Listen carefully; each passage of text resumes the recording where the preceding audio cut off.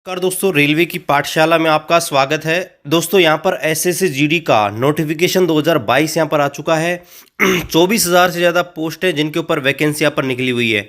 तो आज के इस वीडियो में हम बात करेंगे कि यहाँ पर एजुकेशन क्वालिफिकेशन केवल 10th पास रखा गया है, क्या इसका सिलेबस है, फिजिकल में क्या क्या होने वाला है, संपूर्ण इसकी जो प्रोसेस है वो यहाँ पर देखने वाले हैं।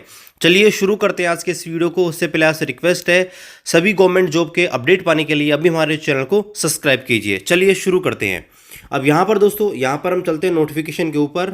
तो यहाँ पर ये रहा ऑफिशियल नोटिफिकेशन जो कल की डेट में यहाँ पर एसएससी की साइट पे पब्लिश किया गया है। अब यहाँ पर सबसे पहले हम देखते हैं इंपॉर्टेंट डेट्स। तो यहाँ पर देखिए, यहाँ पर जो फॉर्म है कब से यहाँ पर अप्लाई कर सकते हैं। तो यहाँ पर देखिए 27/10/2022 से 31/11/2022 तक, यानी कि दोस्तों आप जो है 27 अक्टूबर से लेके और 31 नवंबर तक अप्लाई कर सकते हैं। ऑनलाइन पेमेंट जो आप करेंगे ऑनलाइन स्लिप की, वो आपकी 31/11/2022 है। इसके अलावा अगर आप ऑफलाइन चालान बनवाते हैं उसकी डेट भी आपके सामने है। Last date and time for making online fees ये आपके 1/12/2022 है। इसके अलावा last date of paying through banking, है ना, बैंकिंग चालान के थ्रू आप पेमेंट करते हैं तो उसकी डेट ये रखी गई है। यहाँ पर एग्जाम डेट की बात है, कब से आपका एग्जाम यहाँ पर शेड्यूल शुरू हो जाएगा, तो आपका जनवरी 2023 में। और दोस्तों यहाँ पर देखिए, मैं आपको बता दूँ एसएससी का जो कैलेंडर है ना वो लगभग सेम ही रहता है, कोई बाई चांस चेंज होता है, अन्यथा जो डेट प्रिस्क्राइब जो डेट दी गई है ना वही दोस्तों आपके उसी टाइम पे एग्जाम होती है। और यहाँ पर हम देखते हैं तो यहाँ पर कितनी वैकेंसी हैं और क्या क्या यहाँ पर होने वाला है। तो यहाँ पर देखिए, स्टाफ सिलेक्शन कमीशन जो है यहाँ पर एक ओपन कॉम्पिटिटिव एग्जाम कंडक्ट करवा रहा है, जिसमें दोस्तों बीएसएफ की पोस्ट है, बॉर्डर सिक्योरिटी फोर्स, इसके अलावा central industrial security force CISF, इसके अलावा central reserve police force CRPF, इसके अलावा Indo Tibetan border force ITBP, एक आपका है सशस्त्र सीमा बल एसएसबी, एक है आपका सेक्रेटरिएट सिक्योरिटी फोर्स यानी कि एसएसएफ, एक आपका है rifleman general duty Assam rifles के अंदर, और एक आपका एनसीबी नारकोटिक्स कंट्रोल ब्यूरो। ये जो पोस्ट है इनके ऊपर दोस्तों यहाँ पर एग्जाम कंडक्ट करवा रहा है। यहाँ पर देखिए, सबसे पहले आपका कंप्यूटर बेस्ड एग्जाम होगा, फिर आपका फिजिकल होगा, और फिर आपका फिजिकल स्टैंडर्ड टेस्ट होगा, उसके बाद में मेडिकल एग्जाम, फिर डीवी, और फिर आपकी ज्वाइनिंग। इस प्रकार से प्रोसेस यहाँ पर होने वाली है।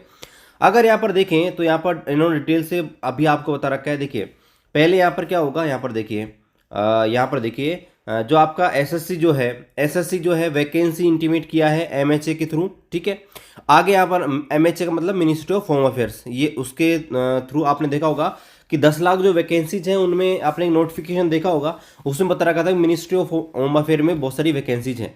इसके बाद क्या होगा, इसके बाद आपका होगा कि जो फॉर्म आप भरोगे, फॉर्म एक्सेप्ट होंगे, उसके बाद में आपको कंप्यूटर बेस्ड टेस्ट यहाँ पर दिया जाएगा जो आपके हिंदी और इंग्लिश में आपके दे सकते हैं। इसके अलावा आपका फिजिकल एफिशिएंसी टेस्ट या आपका फिजिकल स्टैंडर्ड टेस्ट पीएसटी यहाँ पर होगा। उसके बाद में आपका होगा मेडिकल एग्जाम। मेडिकल एग्जाम होने के बाद आपका हो सकता है कि आप मेडिकल में कुछ प्रॉब्लम हो तो आपका रिव्यू मेडिकल एग्जाम भी हो सकता है ना, वो आपके CAPFs कंडक्ट करवाएंगे।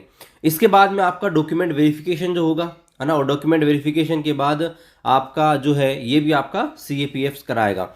उसके बाद क्या होगा, vacancies of constable GD in SSF and NCB will be filled in all India basis of whether vacancies in the CAP will be filled as per the vacancies available in union territories and states.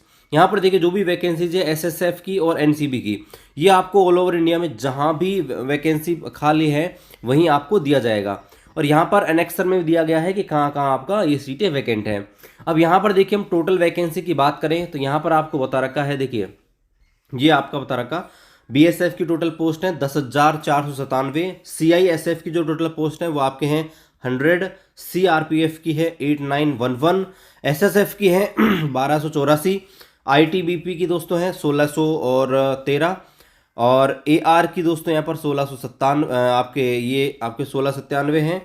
इसके अलावा यहाँ पर SSF की हैं 103, और यहाँ पर देखो ये भी बता रखा है कि मेल की कितनी है। यहाँ पर देखिए ये जो पोस्ट है ना ये मेल के लिए हैं और ये जो पोस्ट है वो आपके फीमेल के लिए हैं।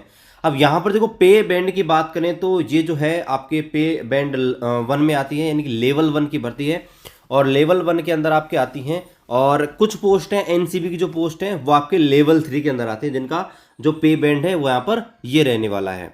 अब चलिए यहाँ पर और इम्पोर्टेंट चीज़ें हैं वो यहाँ पर देख सकते हैं।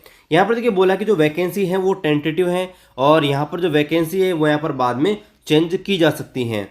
और यहाँ पर 10% रिजर्वेशन आपके एक्स सर्विसमैन को दिया गया है, ये भी आपको ध्यान रखना है। इसी के अंदर आपको एक्स सर्विसमैन जो है उनको 10% जो भी सीटें हैं उनमें आपको रिलैक्सेशन यहाँ पर दिया गया है। अब दोस्तों यहाँ पर हम बात करें सबसे इंपॉर्टेंट चीज़ एज लिमिट की, तो देखो एज लिमिट उन्होंने रखी है 18 से और 23 साल के बीच ही। केवल 18 से 23 साल के बीच जो है वही दोस्तों यहाँ पर फॉर्म भर सकते हैं और ये जो डेट है वो आपके 1/1/2023 से काउंट होगी। अब यहाँ पर इस हिसाब से देखें तो जिनका जन्म जो है 2/1/2000 से लेके 1/1/2005 के बीच है, केवल वही दोस्तों यहाँ पर नॉर्मल कोर्स में भर सकते हैं। लेकिन यहाँ पर देखो अप टू 3 साल की आपको अपर एज में छूट दी गई है, इसलिए आप दोस्तों 2/1/1997 है इसके बाद अगर आपका जन्म हुआ है तो दोस्तों आप फॉर्म भर सकते हैं। यहाँ पर आप देखिए SC/ST को 5 साल की छूट है अपर एज में, OBC को आपके 3 साल की है, एक्स सर्विसमैन को भी 3 साल आपको दी गई है ना। इसके अलावा children and dependent of victim killed in 1984 riots and 2002 communal riots, या तो आपको गुजरात में दंगे हुए थे 2002 में, और 1984 में जो विक्टिम है 1984 में भी जो दंगे हुए थे, तो उनमें अगर किसी के चिल्ड्रन डिपेंडेंट है या उनके जो विक्टिम हैं मारे गए हैं तो उनको दोस्तों 5 साल की छूट यहाँ पर दी गई है। इसके अलावा 1984 में अगर वो दंगे हुए थे 2002 में, तो अगर उनके डिपेंडेंट है उनको 8 साल तक की छूट है। OBC के वालों को, SC/ST को दोस्तों 10 साल तक की यहाँ पर छूट दी गई है। यहाँ पर एक चीज़ और लिखी गई है कि डेट ऑफ बर्थ जो फिल की गई है फॉर्म में वो ध्यान रखना है। आपके सारे डॉक्यूमेंट हैं, स्पेशली मेट्रिकुलेशन यानी कि 10th का जो डॉक्यूमेंट है उसमें आपके सेम होनी चाहिए, अन्यथा डॉक्यूमेंट वेरिफिकेशन प्रॉब्लम। सॉरी दोस्तों, थोड़ा गला में आज प्रॉब्लम है। आगे यहाँ पर देखते हैं एजुकेशन क्वालिफिकेशन। तो देखो एजुकेशन क्वालिफिकेशन आपकी 1 जनवरी 2023 को कंप्लीट हो जानी चाहिए। 1 जनवरी 2023 को आपकी एजुकेशन क्वालिफिकेशन है वो कुछ इस प्रकार से होनी चाहिए कि आप जो है मेट्रिकुलेशन या 10th पास दोस्तों होने चाहिए, मिनिमम 10th पास आपकी होनी चाहिए। और ध्यान रखना है 1/1/2023 तक आपकी कंप्लीट हो जानी चाहिए, ये भी आपको ध्यान रखना है। डॉक्यूमेंट वेरिफिकेशन के टाइम पे आपको ये मान्य होगा। आगे यहाँ पर देखते हैं, देखिए इट इज रिटायरली that the result of required education qualification must have been declared by board institute of university by the specified date, processing of the result board फलाना फलाना फलाना इज नॉट फिल्ड। इसका मतलब ये है कि जो आपकी डेट दी गई है ना 1/1/2023, इस तक आपका रिजल्ट वगैरह सब कुछ क्लियरफाई हो जाना चाहिए। अगर आपका रिजल्ट क्वालिफाइड नहीं होता है तो दोस्तों आप यहाँ पर ध्यान रखना है, आप फॉर्म नहीं भर सकते हैं और बाद में आपको प्रॉब्लम हो जाएगी। आगे यहाँ पर देखिए, यहाँ पर आगे देखिए, यहाँ पर आपको NCC अगर आपने ले रखी है, अगर आपके पास NCC के सर्टिफिकेट है तो दोस्तों आपको अलग से यहाँ पर मार्क्स मिलेगा। यहाँ पर अगर आपके पास NCC का सर्टिफिकेट नंबर A है आपको 2%, B है तो आपको 3%, और NCC का सर्टिफिकेट C है तो आपको 5% मैक्सिमम मार्क्स जो है वो आपको दिए जाएंगे। तो ये बहुत ज़रूरी है, अगर आपने NCC कर रखी है तो आपको अलग से यहाँ पर बेनिफिट मिल जाएगा। यहाँ पर आपको बता रहा है कि किस प्रकार से आप फॉर्म ऑनलाइन कर सकते हो। तो आपको SSC की वेबसाइट पे जाना है और दोस्तों वहाँ से आप जो है यहाँ पर अपना फॉर्म यहाँ पर फिलअप कर सकते हो। फीस जो रखी गई है 100 रुपये यहाँ पर रखी गई है, ये भी आपको ध्यान रखना है। लेकिन यहाँ पर देखिए वोमेन कैंडिडेट है, इसके अलावा SC/ST और एक्स सर्विसमैन है, उनको दोस्तों यहाँ पर रिलैक्सेशन दिया गया है, वो दोस्तों इसमें कोई फीस इनको नहीं दी जाएगी। अगर यहाँ पर बात करें कि कहाँ पे आपका एग्जाम सेंटर होगा, तो सेंटर की कोई कमी नहीं है, बहुत सारे सेंटर यहाँ पर रखे गए हैं। आप अपने अपने स्टेट के हिसाब से यहाँ पर चेक कर सकते हैं कि आप कहाँ पे रहते हैं उस हिसाब से। अब यहाँ पर मोस्ट इंपोर्टेंट जो आपका सिलेबस है उसके बारे में डिस्कस कर लेते हैं। तो यहाँ पर देखिए, यहाँ पर बोल रखा है the computer based examination will be consist of 1 object 1 type containing paper of 18 question, यानी कि 80 क्वेश्चंस का पेपर यहाँ पर होने वाला है। प्रत्येक क्वेश्चन आपका 2 मार्क्स का होगा और आपका MCQ क्वेश्चन आपके आएंगे, है ना, मल्टीपल चॉइस क्वेश्चंस। और यहाँ पे आप देखेंगे तो यहाँ पर देखिए जो आपका रीजनिंग है वो आपका 20 क्वेश्चन आएगा 40 नंबर का। इसके अलावा हम बात करें GK की, वो आपका 40 नंबर का है। मैथमेटिक्स वो भी 40 की है, और आपके इंग्लिश या हिंदी दोनों में से आप कोई भी एक सेलेक्ट कर सकते हैं, वो आपके 40 नंबर की है। और दोस्तों ध्यान रखना है ये मल्टीपल चॉइस क्वेश्चन होंगे MCQ, और प्रत्येक क्वेश्चन के लिए आपका 2 मार्क्स आपको मिलेगा, ये भी आपको ध्यान रखना है। और नेगेटिव मार्किंग जो है, नेगेटिव मार्किंग यहाँ पर होने वाली है 0.5 मार्क्स, यानी कि आपका आधा नंबर आपका नेगेटिव मार्किंग का होगा। तो ये चीज़ आपको ध्यान रखनी है। अब आगे यहाँ पर हम चलते हैं। तो यहाँ पर जैसे आपका एग्ज़ाम हो जाएगा, एग्ज़ाम होने के बाद दोस्तों आपकी आंसर की आएगी, और आंसर की बता रखा है कि अगर आपका कोई भी दिक्कत है तो दोस्तों आप उसमें लगा सकते हैं क्वेरी वगैरह, तो वही आपका 100 रुपये चार्जेज यहाँ पर किए जाएंगे। आगे यहाँ पर बात करते हैं, ये आपका सिलेबस है रीजनिंग का, ये आपका जीके का, ये आपका मैथ्स का दे रखा है। अब यहाँ पर बात करते हैं फिजिकल एग्जाम के बारे में, फिजिकल एग्जाम में आपका क्या क्या होने वाला है।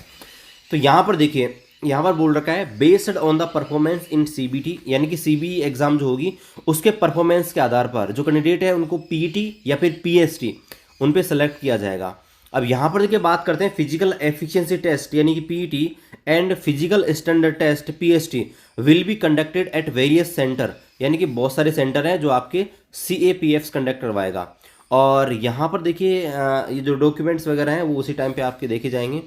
यहाँ पर एक चीज़ ध्यान रखनी है, it will be responsibility of the candidate to verify their eligibility as prescribed in notice before appearing CBE PET और आपके पीएसटी, यानी कि जो वेरिफिकेशन वो आपके जो आपको डॉक्यूमेंट है इसके संदर्भ में आपको लाना पड़ेगा कि आप पीईटी के लिए बिल्कुल फिट हैं वगैरह, जो भी डॉक्यूमेंट आपको उस टाइम माप जाएंगे, और आपका हाइट, चेस्ट और आपका ये वेट है ये वगैरह जो आपका एकदम फिट होनी चाहिए। अगर यहाँ पर बात करें कि फिजिकल स्टैंडर्ड क्या क्या रखा गया है, तो यहाँ पर देखिए, लेकिन एक चीज़ और ध्यान रखनी है, there is a totally relaxation in PST PET for ex serviceman, यानी कि एक्स सर्विसमैन है उनको यहाँ पर फिजिकल एग्जाम से एक्सक्लेम रखा गया है, यानी कि वो नहीं देंगे, उन्हें छूट दी गई है। आगे यहाँ पर बात करते हैं फिजिकल की। तो देखिए यहाँ पर जो मेल है उनको 5 किलोमीटर की रनिंग 24 मिनट में करनी है, जो फीमेल है उनको 8.5 मिनट में 1.6 किलोमीटर की दौड़ करनी है। और यहाँ पर देखिए for candidate other than those belonging to Ladakh region, और ध्यान रखना लद्दाख रीजन के अलावा जो है उनके लिए। आगे यहाँ पर देखिए एक यहाँ पर दूसरी ओर होगी जो आपका है 1.6 किलोमीटर इन 6 मिनट, और एक आपका है 800 मीटर इन 4 मिनट। तो दो यहाँ पर फिजिकल एग्जाम यहाँ पर होंगे, ये आपको ध्यान रखना है। यहाँ पर आगे चीज़ें बोल रखा है कि a women candidate who as a result of test in found be pregnant of 12 weeks standing or over, अगर किसी महिला को 12 महीने 12 वीक या उससे ऊपर का प्रेग्नेंट पाया जाता है, shall be declared temporary unfit and appointed be held in absence until the confidence is over. तो उसे क्या किया जाएगा, उसे टेम्परेरी अनफिट कर दिया जाएगा, और जब तक उसकी डिलीवरी नहीं होती है तब तक उसकी ज्वाइनिंग वगैरह नहीं होगी, ये भी आपको ध्यान रखना है। आगे यहाँ पर देखिए, आगे यहाँ पर बोल रखा है उसकी जो सीट है ना, वो आप उसके लिए रिजर्व रखी जाएगी। She will be reexamined in physical efficiency test 6 week after the date of confinement. यहाँ पर देखिए बोल रखा है कि डिलीवरी होने के 6 महीने के बाद उसका फिजिकल एग्जाम लिया जाएगा, और फिर उसका मेडिकल एग्जाम, और फिट रही तो उसको जॉब दी जाएगी, यानी उसके लिए सीट यहाँ पर बचा दी जाएगी। अब यहाँ पर पीएसटी की बात करें फिजिकल स्टैंडर्ड टेस्ट की, तो मेल के लिए ध्यान रखना है हाइट जो है मिनिमम 170 सेंटीमीटर होनी चाहिए, फीमेल के लिए 157 सेंटीमीटर यहाँ पर होनी चाहिए। लेकिन यहाँ पर कुछ रिलैक्सेशन भी दिए गए हैं जो ट्राइब्स होती हैं उनको, तो यहाँ पर देखिए सबके लिए दे रखा है all candidate belonging to schedule tribes, यानी कि एसटी के जो कैंडिडेट हैं उनके लिए यहाँ पर देखिए मेल के लिए 162.5 सेंटीमीटर ही चाहिए, और फीमेल को 150 सेंटीमीटर ही चाहिए। और जो नॉर्थ ईस्ट स्टेट हैं ना, नॉर्थ ईस्ट स्टेट, उनके लिए यहाँ पर छूट दी गई है। इसके लिए अब बात करें लेफ्ट विंग एक्सट्रीम डिस्ट्रिक्ट हैं उनके लिए ये दी गई है। इसके अलावा यहाँ पर बात करें candidate falling in the category of Garhwalis, ये जो स्पेशल कम्युनिटी में है जो आपके जम्मू कश्मीर में असम में पाई जाती है, उनके लिए ये यहाँ पर दिया गया है। इसके अलावा यहाँ पर आप देखिए कि नॉर्थ स्टेट जो हमारे स्टेट हैं मेघालय, मिजोरम, नागालैंड, तो उनके लिए भी यहाँ पर ये छूट दी गई है क्योंकि वहाँ पे इतनी हाइट यहाँ पर मिलती नहीं है। इसके अलावा यहाँ पर देखिए और भी बहुत सारी टेरिटरीज हैं उनके लिए भी ये छूट दी गई है जो आप पढ़ सकते हैं।